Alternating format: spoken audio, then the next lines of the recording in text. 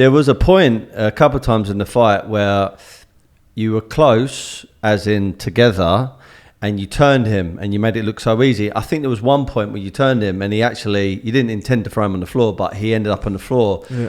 And that was one of the things that I noticed, like your strength, it appears to become, you've become a lot stronger physically.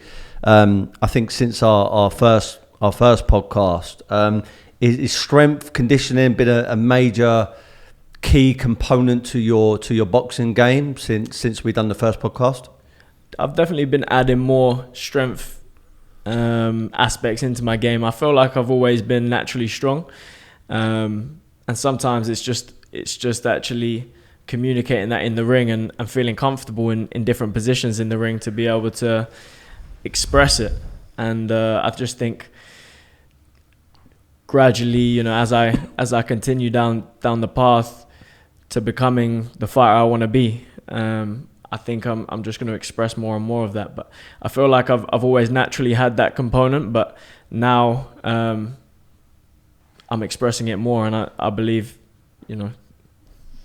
throughout the years to come, I'm gonna continue to express that even more. So, like, I don't even feel like I'm showing my strength at the moment. I feel like there's still a lot more to see. Yep. When he landed on the floor, I sort of laughed to myself and I thought, I want to ask Harlem this. Was that the karate coming out in your boxing there for a moment? I think the martial artist, the kung fu, that inspired me when I was a little kid. The movies I watched, I feel like that's in me, So potentially the martial arts presenting itself in the ring. I've heard from Trish Dixon's podcast and a few other interviews that you've done, and even your stances with a lot of, even after you fight and when you get in the ring and when the media are taking photos of you, you have not a typical stance like a boxer would do. You're more like a kung fu kind of that kind of energy. The only other person I really see doing stuff like that is Michael Venom Page. He does a little bit like that. So Bruce Lee was a huge inspiration when you were a young kid, am I right?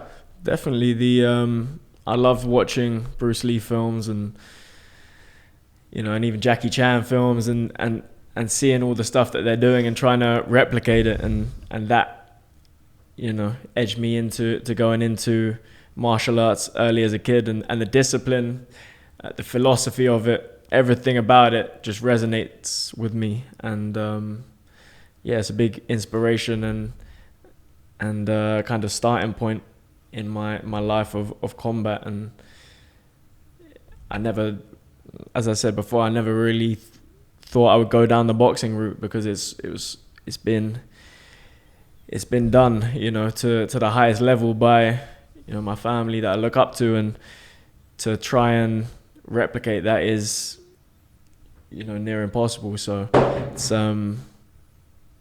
it's boxing found me at a late age, 18, and I've been on the path ever since. Yeah. Do you ever reflect on your karate days, because you were champion when you were younger, and it's all hindsight type of stuff, but becoming world champion as an adult, as a karate professional, or on the journey you are right now, let's say you becoming world champion in multiple weights, what kind of gets you excited the most? What resonates with you the most? Boxing. That's why I'm here. It's the most difficult practice that I've ever done. It's the most difficult sport. For me, it's the most challenging thing I've ever done, which is why I've stuck with it for so long. I've persevered to try and progress with it, because it's not easy when you walk into a gym, and it's the consequences to every mistake is very it's very present. You make a mistake, you pay for it. It's trying to learn how do I adapt and and overcome the challenges in front of me. And that kind of that challenge is what I've continually tried to overcome and to get where I am now. And I'm gonna keep pushing. I think I can go far, so I'm gonna persevere.